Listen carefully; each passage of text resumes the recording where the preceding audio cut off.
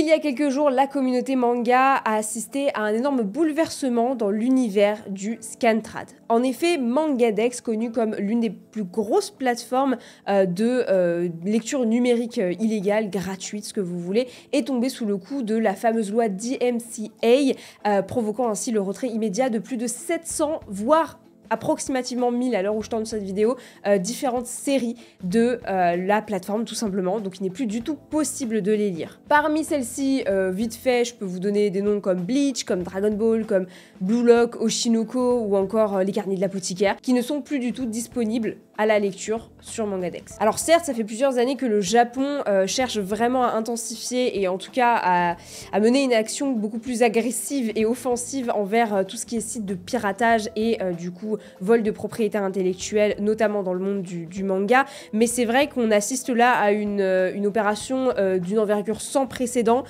Plus de 700, entre 700 et 1000 titres qui ont été retirés d'une plateforme aussi connue, aussi populaire que Mangadex. C'est quand même une première fois assez énorme dans l'univers du manga et c'est évidemment pour ça que ça a fait beaucoup parler. Alors bien sûr, ça permet de remettre au devant de la scène le débat pour ou contre Scantrad, pro Scantrad ou anti Scantrad, du coup pro légal, et du coup on en a vu de toutes les couleurs sur Twitter ces derniers jours, hein. L'occasion du coup de revenir enfin sur ce qu'est le Scantrad, parler un petit peu des aspects positifs, des aspects négatifs. Je pense que si vous me suivez depuis longtemps sur ma chaîne YouTube ou sur mes différents réseaux sociaux, vous connaissez un petit peu mon avis sur la question, mais l'idée de la vidéo, c'est vraiment d'aller dans la nuance, de vraiment essayer de décortiquer le Scantrad et de comprendre pourquoi est-ce que c'est aussi populaire et apprécié, mais aussi pourquoi dans un même temps, ça reste illégal et c'est une pratique qui est quand même pas recommandable éthiquement et moralement parlant. Donc écoutez, j'espère que la vidéo vous plaira. Soyez indulgents, ça fait très longtemps que je n'ai pas filmé de vidéo, ça fait exactement 3 mois que je n'ai rien sorti sur ma chaîne. J'espère quand même que le sujet vous plaira et il m'intéressait, donc dans tous les cas j'avais envie de faire un petit truc dessus. Et je me suis dit, voilà, c'est le moment, on y est, c'est le bon timing, c'est parti. Je vous laisse du coup prendre un petit thé et un café, vous posez dans votre canapé, devant votre télé, votre PC ou votre smartphone ou quoi que ce soit d'autre. Et c'est parti, on attaque cette vidéo sur le Scantrad. Alors tout d'abord, il faut remettre un petit peu de contexte dans tout ça et définir un petit peu les termes de base. C'est-à-dire que le Scantrad, moi c'est quelque chose que j'ai vraiment connu récemment, entre guillemets. C'est-à-dire que avant d'être dans le milieu manga, de lancer ma chaîne, etc., c'est pas un terme que je connaissais beaucoup. Alors je connaissais la version pirate des animés pour le coup, avec des sites de streaming illégaux du coup, mais le scan c'est venu bien plus tard et c'est vraiment en m'intéressant à la communauté que j'ai découvert réellement ce terme. Je savais pas que ça existait avant. Ça fait quand même 3-4 ans on va dire, mais voilà, tout ça pour dire que tout le monde n'est pas forcément au courant de ce que c'est. Scan, trad, tout simplement, scan, traduction, ça fait référence du coup à un manga qui va être numérisé, puis qui va être traduit dans une langue qui n'est pas celle de base, donc on prend le support qui va être généralement le japonais, le coréen ou encore le chinois, et ensuite on va essayer de le traduire en fait pour un nouveau public, un public étranger généralement. C'est globalement du coup une pratique qui est faite par des fans, pour des fans, hein. Le but premier, en fait, au-delà de l'exportation à l'étranger, donc en dehors du Japon, c'est finalement de pouvoir faire accéder un public qui n'y a pas accès parce que le manga est soit trop cher, soit pas forcément édité, hein. Il y a des séries qui ne sont pas éditées en France, qui vont être traduites du coup de manière non officielle, illégale du coup, et publiées, distribuées sur ce genre de plateforme en fait, tout simplement. Et donc j'ai aussi parlé de la loi DMCA, donc qui littéralement veut dire Digital Millennium Copyright Act, qui est une loi américaine de 1998, donc ça quand même, ça remonte.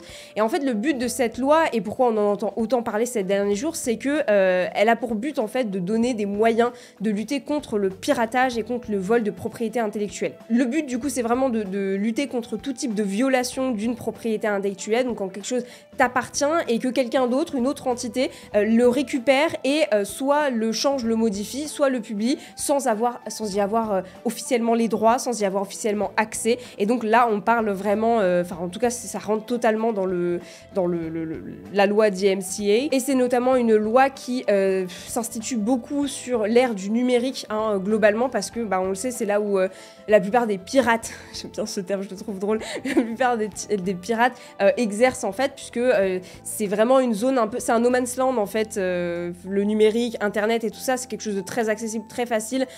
Tu peux contourner plein de législations et au final, même si tu te fais strike, tu peux essayer de contourner, revenir avec un autre site, une autre adresse IP, ce que tu veux, et réussir quand même à faire ton bis.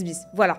Donc ça, c'est l'idée. Mangadex, je pense que j'ai pas besoin d'expliquer, c'est un site très populaire et très grand de Scantrad. Et donc, tout de suite, je pense qu'on peut rentrer dans le vif du sujet maintenant qu'on a un petit peu posé les bases de ce que c'est le Scantrad. Alors, il y a deux choses à retenir et c'est là-dessus où on va baser un petit peu toute cette vidéo, c'est-à-dire que premièrement, c'est du contenu qui est accessible gratuitement en ligne, mais ça veut aussi dire, du coup, comme je l'ai dit, que c'est illégal. C'est un vol de propriété intellectuelle ou en tout cas une distribution non autorisée, non officielle de quelque chose qui appartient à quelqu'un, mais pas à nous, du coup.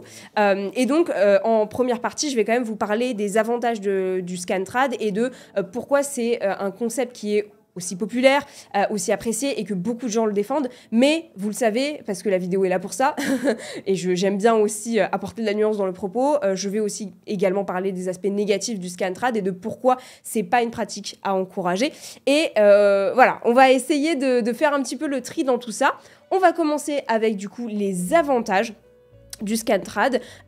J'ai essayé vraiment pour cette vidéo de récupérer la majorité des gros arguments qui revenaient très souvent sur Twitter, sur les différents sites, forums, Reddit et compagnie, et aussi lorsque je discute avec la communauté ou que je regarde des vidéos, etc. J'essaye aussi de ressortir un certain nombre d'arguments parce que moi j'ai un avis sur la question que je vais vous donner en fin de vidéo, mais forcément j'ai besoin de trouver aussi des contre-arguments qui vont à l'encontre de ce que moi je pense et également des choses qui vont dans le sens que moi je pense, mais ça c'est plus facile. Donc voilà, revenons un petit peu encore une fois, beaucoup de remises en contexte, mais revenons un petit peu à la base du Scantrad. On est dans les débuts des années 2000, le Japon commence petit à petit à exporter sa Jap culture. Donc premièrement, oui, quand même, parce que d'un point de vue français, c'est ce qui a été popularisé en premier, c'est les animés, évidemment. Donc la Japanimation qu'on commence à connaître depuis quelques années en France, hein, à l'aube des années 2000. Voilà, il y a eu Club Dorothée, puis la chaîne Manga qui arrive, et puis D17 par la suite, et puis NT1, et puis ça commence à se faire diffuser sur des chaînes publiques, en fait, tout simplement. Et on a également, du coup, naturellement, les mangas qui vont arriver, qui vont commencer à se faire éditer en France. Donc, dans cette époque où, en fait, il y a encore très peu de mangas édités hors du Japon, ou en tout cas, ça commence à se démocratiser, et le Scantrad va contribuer à ce moment-là à l'exportation mondiale, finalement, du manga. C'est-à-dire que dans chaque pays, il y a des petites communautés de fans qui vont commencer... Alors, au début, on les considère comme assez hardcore, parce que c'est quelque chose de ultra niche, tu vois. Donc, il faut vraiment y aller pour aller choper les différents supports, finalement, pour proposer du Scantrad. Et donc, il y a une véritable envie de faire découvrir le support, de faire découvrir le manga en général. Donc, en premier lieu, le Scantrad va être tout simplement un outil d'émancipation pour les lecteurs étrangers. Et allons donc directement aux avantages que procure le Scantrad. Dans un premier temps, on peut se dire que lorsqu'une série n'est pas éditée en France, hein, on le sait, il y a énormément de mangas qui sortent là-bas au Japon, mais qui ici, soit vont mettre énormément de temps à venir, soit on ne sait même pas s'ils arriveront un jour en fait.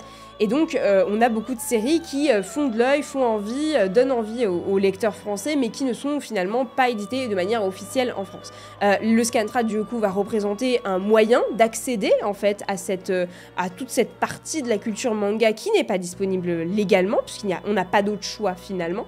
Et donc, dans un premier temps, il y a ce truc-là qui est quand même vachement avantageux si vous voulez lire des trucs qui ne sont pas tout simplement édités en France.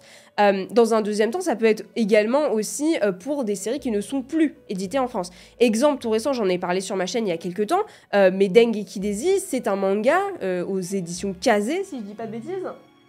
Exactement, aux éditions Kazé, qui n'est plus actuellement édité. C'est-à-dire qu'aujourd'hui, les droits, entre guillemets, n'appartiennent plus à Kazé, ce qui fait qu'ils ne peuvent pas éditer de manière... tu vois, ils ne peuvent pas republier, ils ne peuvent pas mettre ça en boutique à un prix standard neuf, tu vois. Tu es obligé de le trouver d'occasion, finalement. Et donc, c'est un manga qu'en fait, il y a toute une partie de la communauté manga qui ne pourra jamais se le procurer. globalement. C'est pareil notamment pour Code Geass. Code Geass, il faut débourser un rein. Et donc forcément, ce genre de sites de scan, bien qu'illégaux, vont permettre à certains titres de, on va dire, ressortir un petit peu des tréfonds de l'univers du manga pour pouvoir être lus et appréciés malgré tout. On en a brièvement parlé, mais ce sont des mangas qui vont être proposés en version numérique globalement de manière gratuite. Ça peut donc représenter un argument de poids, c'est-à-dire que tu peux découvrir toute une culture, lire des séries et des séries complètes, parfois vraiment jusqu'à la fin, continuer à suivre des mangas qui sortent de manière hebdomadaire ou ce que tu veux, sans débourser un seul centime. C'est vraiment un accès complètement fou à cette culture-là, et qui fait que forcément, ça va attirer un tas de gens. Je veux dire, tout ce que tu as besoin, tout ce que ça requiert, c'est d'une connexion Internet. Il suffit d'un PC, quoique bas de gamme, on n'en a rien à faire, tant qu'il a accès à Internet et que c'est pas trop lent, ça passe. Ou aujourd'hui, on est à une ère où tous les téléphones sont équipés d'Internet, généralement. Donc, il suffit de scroller 2 secondes sur Internet, taper je veux ce manga, voilà, scan VF, et hop, tu le trouves. Donc, forcément, il y a une certaine rapidité d'accès, facilité d'accès, et en plus, tu n'as à débourser absolument rien. Alors du coup, j'amène tout de suite la nuance. Un des arguments qui revient souvent, c'est aussi que, évidemment, on essaye d'encourager les gens qui choisissent de consommer illégalement à, par la suite, s'ils ont un coup de cœur pour la série, de finalement acheter la version papier et donc soutenir l'éditeur, la maison d'édition française, mais également les ayants droit, mais également le mangaka en lui-même, l'auteur en lui-même. Donc voilà, il y a quand même, si vous voulez, quand vous vous baladez sur des sites de Scantrad, il y a souvent ce petit truc qui va te dire disclaimer, attention, nous publions ce manga de cette manière-là, ça reste une pratique qui n'est pas forcément legit, mais voilà, on vous encourage à aller vers le format papier si ça vous a plu, si vous avez envie d'en découvrir plus, et voilà. J'ai d'ailleurs remarqué, je ne savais pas, mais il paraît qu'il y a certains sites, français notamment, qui décident de couper la publication, la distribution de certaines séries sur leur site, en fait, de scan, pour justement dire, le manga est désormais disponible, allez l'acheter. C'est notamment le cas pour les séries qui n'étaient pas éditées et qui d'un coup arrivent en France. Et voilà, on sent quand même que, étant donné que c'est fait par des passionnés, des gens qui aiment l'industrie du manga quand même, il y a une volonté quand même de se donner quand même une bonne image et de montrer que, bon, finalement, oui, ok, on fait quelque chose qui n'est pas très très légal, certes, mais on essaye quand même du mieux qu'on peut d'encourager les gens à aller vers des alternatives légales.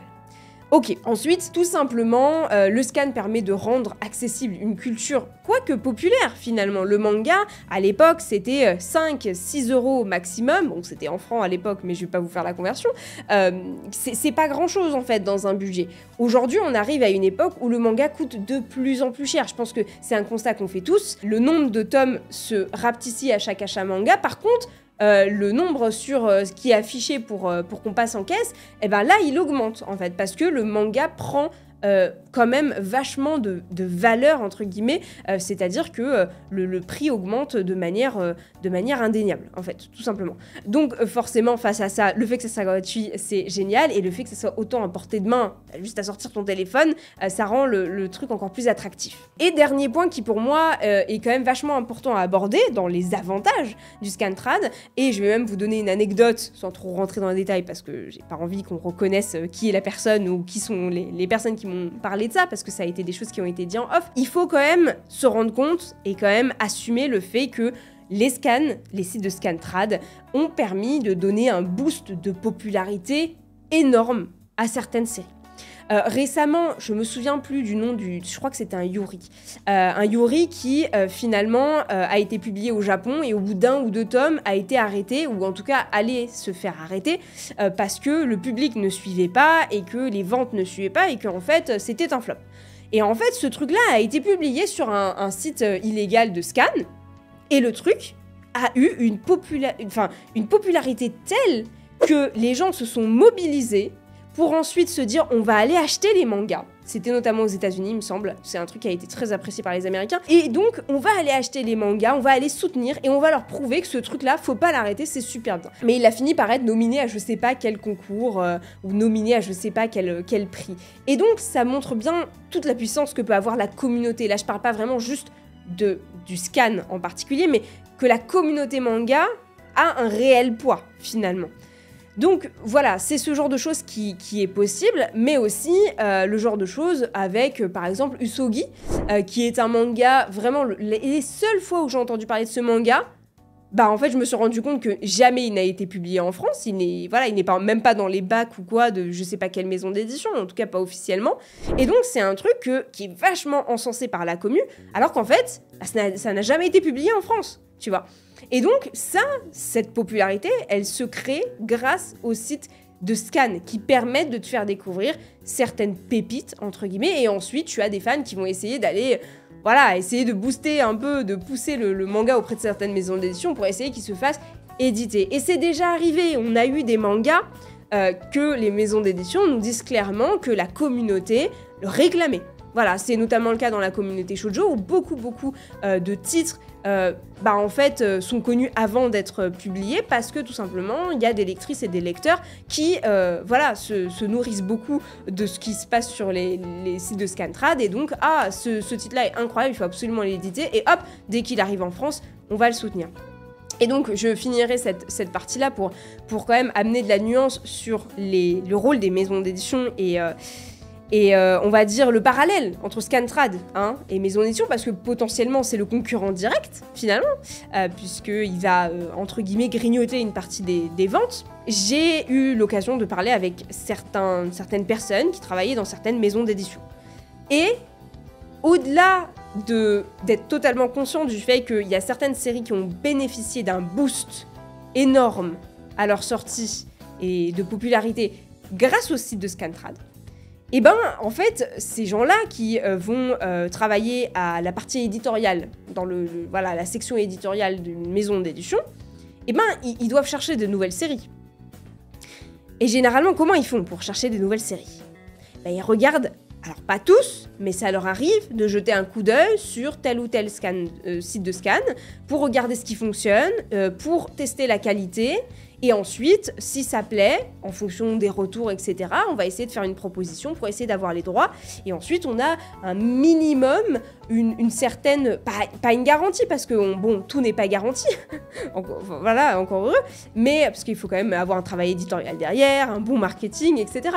Mais si tu veux, tu as quand même une maison d'édition qui va partir avec un petit pourcentage de confort, qui va se dire il y a déjà une communauté qui existe pour ce manga que je vais éditer parce que je vois bien que sur les sites de scan ça fonctionne des masses, tu vois, c'est genre top 1 machin, et donc après voilà, c'est une certaine sécurité qu'on s'apporte. Et donc quand les maisons d'édition elles-mêmes font leur veille sur des sites de scan, disent que oui, en off bien sûr, parce que tu peux pas assumer ça en tant que maison d'édition, que la popularité de certaines séries se fait ressentir sur des sites de scan, et donc après on en bénéficie quand on les édite, voilà, ça fait se poser des questions. D'un point de vue français, il est indéniable que donc tout ce microcosme de Scantrad a énormément contribué à la popularité du manga en France. Je pense qu'il y a facilement une personne sur deux dans la communauté manga qui a au moins déjà vu passer un site de Scantrad. Au moins. Si ce n'est pas avoir lu dessus, tu vois. Et donc, encore une fois, la vidéo n'est pas du tout là pour cracher sur les gens qui lisent de cette manière-là ou pour encenser absolument à fond les méthodes pro-légales, vraiment. Mais malgré tout, malgré le fait que ça a joué un rôle majeur dans la popularisation du manga en France, il faut bien garder à l'esprit que ça reste illégal. Et donc là, on s'attaque à la partie point négatif, on va dire, du scan.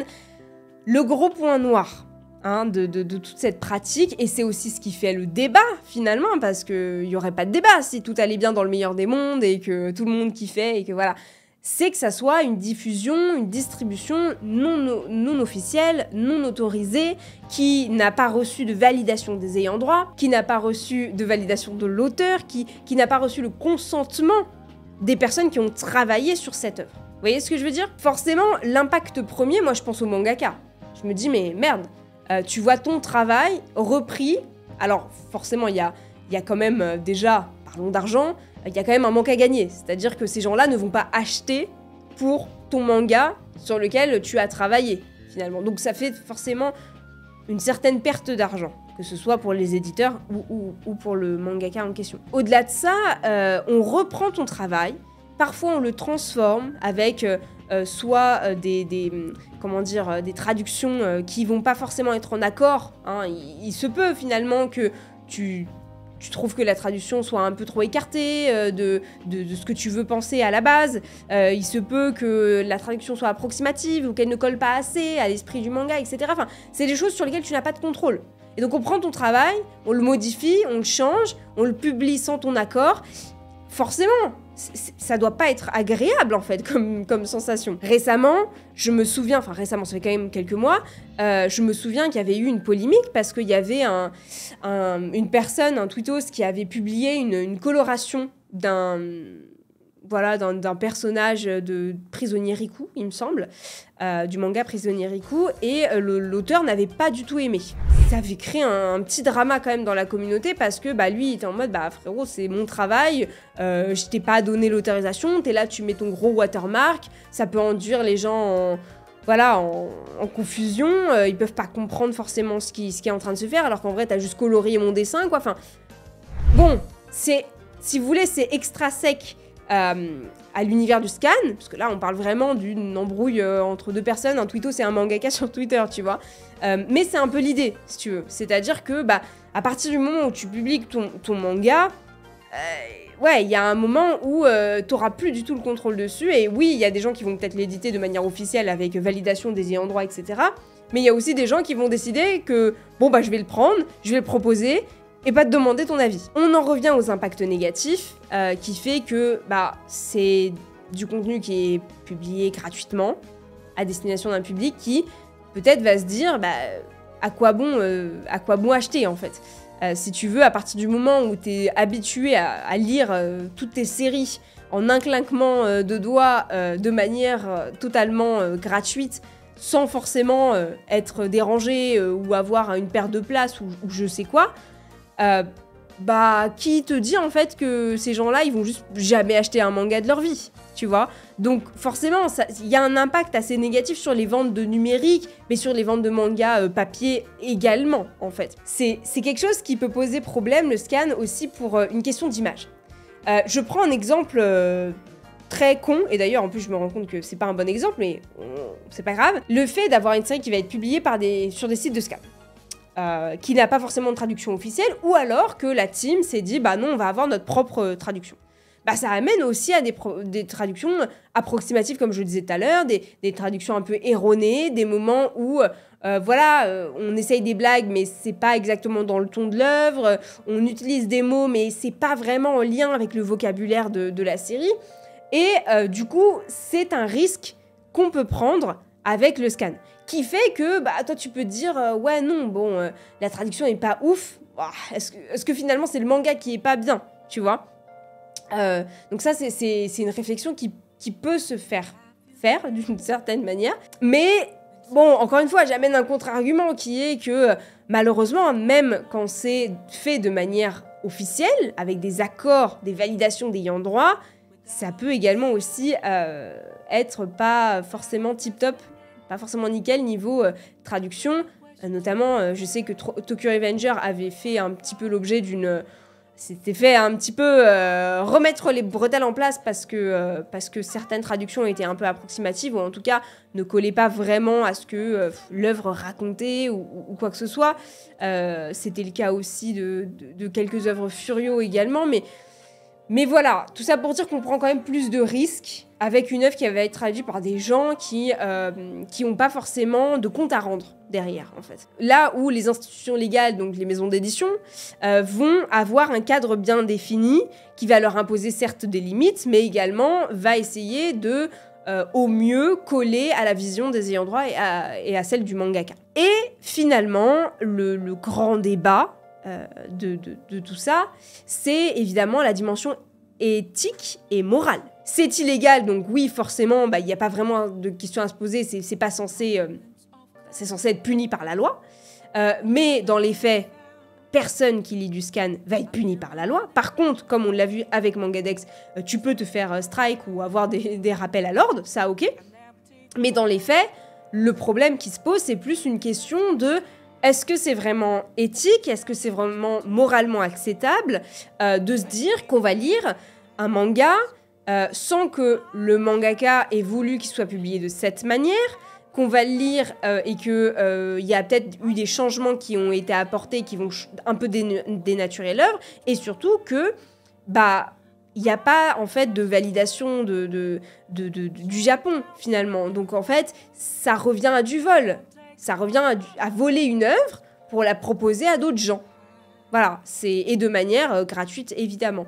Donc c'est cette question-là en fait qu'il faut se poser. C'est est-ce que pour vous, en tant qu'individu, vous pensez que c'est ok ou vous... Voilà, on a tous notre curseur moral finalement, et donc certains vont dire que c'est ok pour toutes les raisons aussi que j'ai évoquées, tu vois. Aujourd'hui, le manga se fait plus cher, aujourd'hui la culture manga est moins accessible, aujourd'hui on a des communautés qui sentent qu'elles ne sont pas respectées par les maisons d'édition, aujourd'hui ces teams de Scantrad, elles sont aussi vues comme des justiciers qui permettent d'apporter à un large public une culture qui malheureusement devient de plus en plus élitiste finalement. Donc tout dépend de là où vous placez votre curseur et de où vous estimez que peut-être, bon, ok, je vais essayer d'éviter le Scantrad, mais bon, pour une série qui n'est pas éditée en France, bon, j'ai pas d'autre choix, j'ai pas d'autre alternative, donc c'est ok. Mais du coup, est-ce que c'est moins grave d'aller vers le Scantrad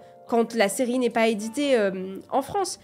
En soi, le problème reste le même. Le travail de l'auteur est utilisé sans son consentement.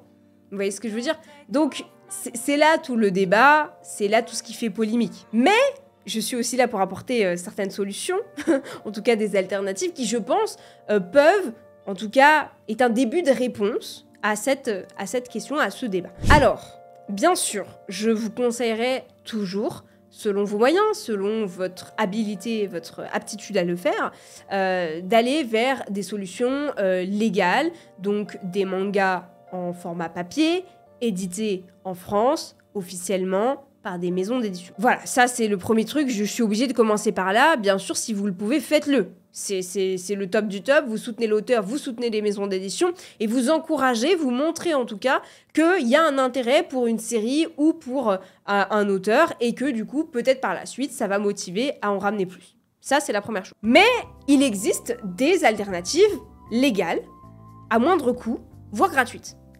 C'est le cas notamment de Manga Plus. Alors bon, je sais que ça se fait un peu vanner à droite à gauche, mais Manga Plus propose les 3 premiers et les 3 derniers chapitres de manière légale et gratuite la plupart des mangas édités par la Shueisha.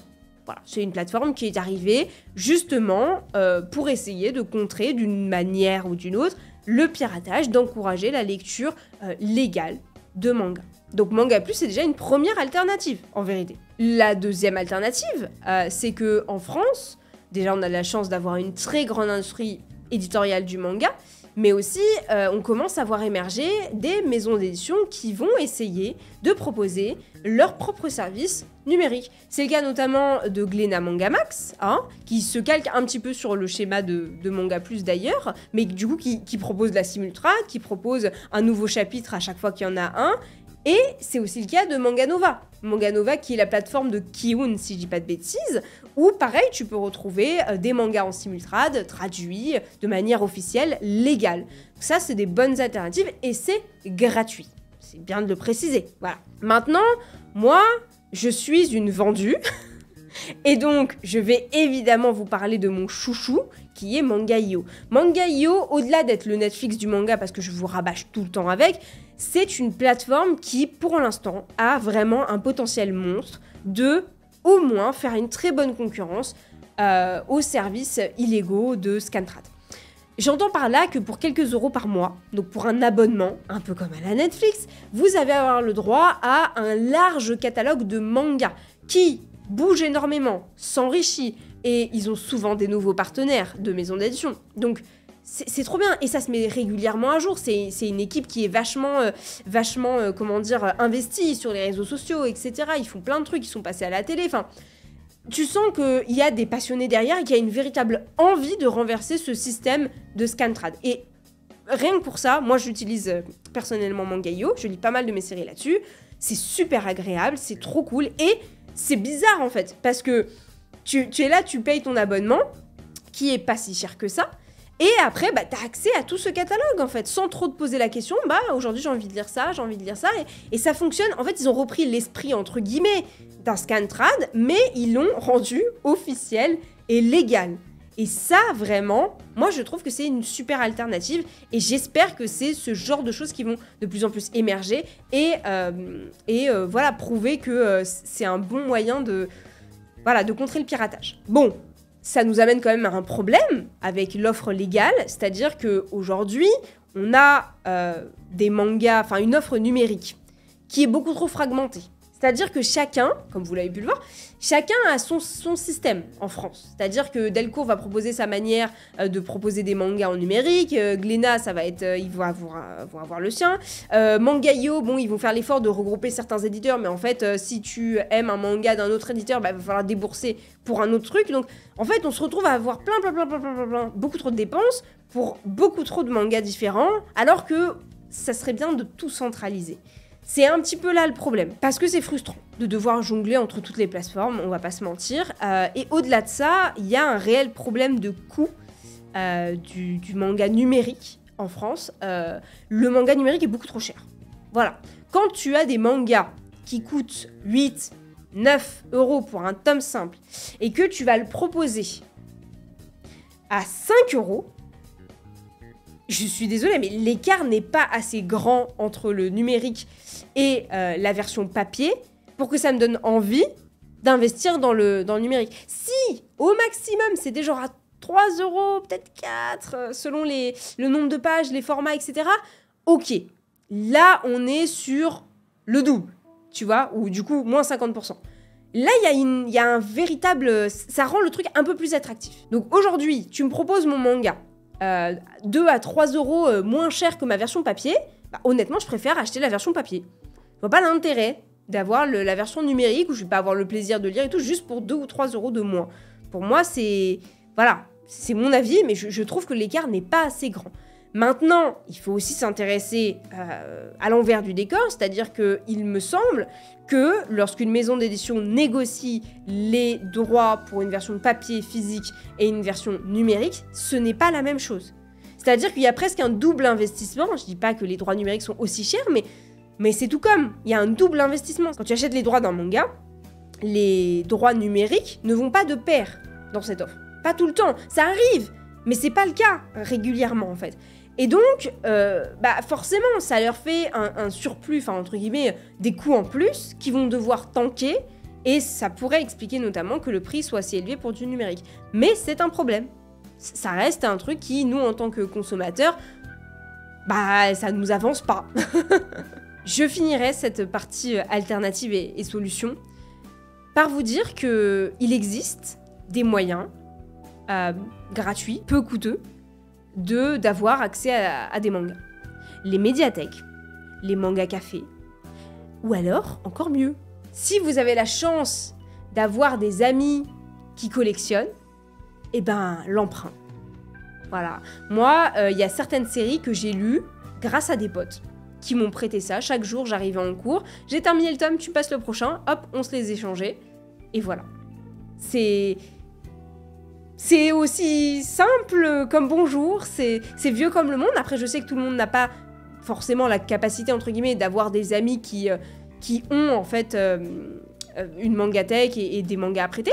Mais si vous avez ça, c'est trop bien, en fait. Pour conclure, je dirais déjà tout d'abord qu'il y a une responsabilité partagée entre les lecteurs qui ont un rôle à jouer dans cette industrie du Scantrad, que ce soit en bien ou en négatif, mais aussi les éditeurs. Les éditeurs qui, en fait, devraient, à terme, réussir à rendre l'offre légale beaucoup plus accessible, moins chère, plus riche, bien traduite, de bonne qualité. Et de cette manière, ça pourra réussir à décourager, en fait, le recours au Scantrad, en tout cas si on a ces éléments de réunis, ce qui n'est pas une mince affaire, hein, pour le coup. Mais voilà, je pense que d'un côté, en termes de responsabilisation, il y a vraiment les lecteurs qui... Voilà, devraient un petit peu plus lever du pied sur le Scantrad et autant qu'ils peuvent essayer de soutenir l'industrie légale du manga. Mais d'un autre côté, c'est vrai qu'il y a certaines revendications qui sont faites à l'égard des maisons d'édition, des éditeurs français, qui doivent être entendues et prises en compte pour permettre en fait que le système de piratage diminue avec le temps. Honnêtement, je ne sais pas si on arrivera à une disparition totale du microcosme du Scantrad, tout simplement. Je ne pense pas, très honnêtement. Je pense que ça finira par coexister avec nous et les offres légales, mais je pense qu'on peut arriver à quelque chose d'un peu moins un peu moins agressif, essayer de motiver les gens à aller un peu plus vers les alternatives légales si vraiment la qualité suit derrière. Toute cette polémique, elle va soulever les dysfonctionnements de l'industrie du manga au Japon, tout comme lorsqu'exporté à l'étranger. En effet, on peut tout à fait légitimement remettre en question la légitimité du système, du microcosme des Scantrad, par rapport au fait que ça soit illégal, bien sûr. Mais on peut aussi remettre en question les institutions du manga, légal.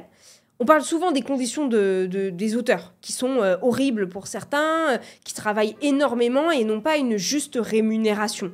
Eh bien, on parle beaucoup moins, en fait, de tous les acteurs du manga qui gravitent autour d'un auteur, autour d'une œuvre, et qui, eux, vont piocher, entre guillemets, dans les pourcentages de l'auteur, quoi, d'une certaine manière, qui vont se prendre une part du gâteau. Parce que forcément, ils contribuent, mais après, la question, c'est une balance. Hein. À quel point tu as le droit de piocher, entre guillemets, dans les parts de l'auteur, finalement. Pour ceux que ça intéresse, du coup, je vais vous donner un peu mon avis sur la question.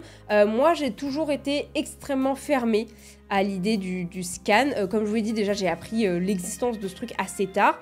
Et étant donné que, en fait, dès que j'ai eu une certaine indépendance financière, dès que j'ai commencé à travailler, etc., j'ai commencé directement à aller acheter mes mangas parce qu'en fait, c'était le truc logique. Enfin, si vous voulez, mon budget plaisir, bah, c'était acheter des mangas parce que, on va pas se mentir, j'ai été privilégiée à ce niveau-là. J'arrivais quand même à avoir assez de sous pour me faire des achats de ce type-là. Donc forcément, le scan n'a jamais été vraiment une question pour moi parce que j'avais tellement l'accès assez facile à la culture manga légale que je me suis pas trop posé la question, finalement. D'un autre côté, mon avis, par contre, a beaucoup évolué sur la question. C'est-à-dire qu'aujourd'hui, j'entends pleinement les revendications des gens pro-scan et je comprends pourquoi est-ce qu'on peut avoir recours au scan. Je pense que il faut assumer aussi que ça a tout un tas d'avantages et que je comprends la facilité, la rapidité, l'accessibilité, enfin... Tout est très bien, finalement, si on met de côté l'aspect moral, on va dire, et éthique de la chose. Mais que ce soit moi, en tant que Inès, qui consomme du manga, qui achète des mangas et qui en consomme depuis longtemps, mais aussi en tant que vidéaste, personne qui propose du contenu sur les réseaux sociaux et qui a quand même maintenant une certaine communauté, je ne pourrais et je ne peux pas décemment en fait vous regarder dans les yeux et vous dire, vous encourager à aller vers des microcosmes illégaux, tout simplement parce que c'est pas ma manière de faire, mais aussi parce que en fait j'ai une certaine responsabilité, que ce soit vis-à-vis de ma commu que je peux pas en fait décemment emmener sur la pente du Scantrad, mais aussi vis-à-vis des partenaires avec lesquels je travaille, donc avec les maisons d'édition avec lesquelles j'ai certains services presse. Alors certes, il y en a beaucoup moins depuis que je suis plus en France et que j'ai un peu levé le pied sur la création de contenu, etc. Mais ça reste que naturellement, je me vois beaucoup plus conseiller d'aller acheter un manga, tu vois, que d'aller le lire en version illégale. Alors, dans le cas où je parle de mangas qui sont pas édités, qui sont plus édités, ça peut m'arriver, notamment plus édités, c'est possible, vu que j'en ai dans ma collection.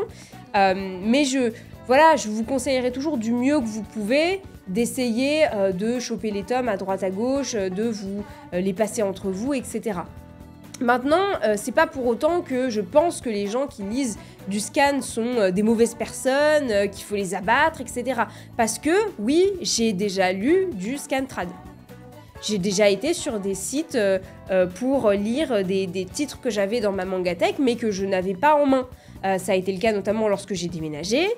J'ai pas eu tous mes mangas sous la main. Et moi, si je veux les récupérer, c'est 5 heures d'avion et une journée entière de voyage, quoi, tu vois, vu que j'habite au Liban, pour ceux qui n'ont pas suivi. Blue Giant, c'est un bon exemple pour le coup, parce que j'ai toute la collection, elle est juste ici, même si vous la voyez pas. J'ai toute la collection de Blue Giant, et je suis à jour sur ce qui sort.